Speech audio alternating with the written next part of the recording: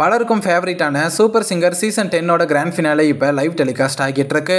John Jerome, Vignesh, Jeevitha, Vaishnavi, ஸ்ரீநிதினு மொத்தம் 5 பேர் ஃபைனலிஸ்ட் ஆகியிருக்காங்கன்னு எல்லாருக்கும் நல்லாவே தெரியும். இந்த நிலையில் ஃபைனல்ஸ் வந்ததை பற்றி 5 ஃபைனலிஸ்ட் கண்டஸ்டன்ஸும் ஸ்பீச் கொடுத்துருக்காங்க.